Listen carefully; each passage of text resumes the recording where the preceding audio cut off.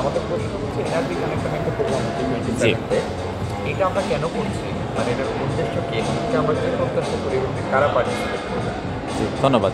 দেখুন, বাংলাদেশের যারা খুবই একদম যাদেরকে আমরা ক্রিম বলি, তাদের একটা বড় অংশ তো দেশ ছেড়ে চলে গেছে, আমরা জানি যে ব্রেন ড্রেন বলি বা যেভাবে বলি হয়েছে।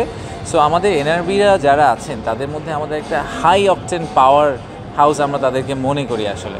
তো এই পাওয়ারটাকে আমরা কিভাবে হার্নেস করতে পারি, জাস্ট শুধু রেমিটেন্সের মাধ্যমেই না, বাট সফট পাওয়ার বলেন, তাদের নলেজ শেয়ারিং বলেন, বা যে কোনো, বা আমার মতো যারা এনআরবি ছিলেন কিন্তু বাংলাদেশে ফেরত গিয়ে বাংলাদেশে কন্ট্রিবিউট করতে চান, সেটার পয়েন্ট অফ ভিউ থেকে বলেন, এই সব জায়গা থেকে আমাদের মনে হয় যে বাংলাদেশ সরকারের সাথে এনআরবিদের যেই বা ডায়াসপোরার যে এঙ্গেজমেন্টটা, সেই এঙ্গেজমেন্টটাকে আরও জোরদার এবং একটা স্ট্রাকচারে নিয়ে আসা দরকার।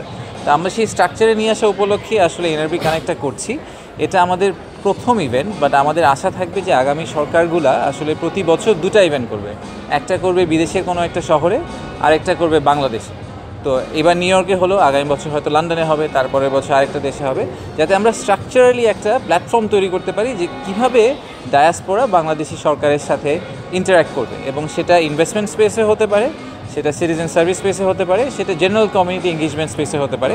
তো এই পুরো জিনিসটাকে আমরা এক জায়গায় নিয়ে আসার জন্য এই ইভেন্টটা করছি। এবং আমাদের এই ইভেন্ট থেকে যে এক্সপেকটেশন, সেটা হচ্ছে যে আমরা বাংলাদেশের যে ডায়াসপোরা তাদের সাথে সরকারের যে সম্পর্কটা, সেটাকে একটা আরও ক্লোজলি নিট সম্পর্কে নিয়ে যেতে পারবো, এবং তাদের থেকে যে ফিডব্যাকগুলো পাবো সেগুলোকে ইনকর্পোরেট করে আমরা আসলে আমাদের ফিউচার, দেশের যে ফিউচার ইকোনমিক জার্নিটা, সেখানে তাদেরকে আমরা আরও শক্তভাবে তাদের কন্ট্রিবিউশনটা দেখতে পাবো। Thank you. Thank you.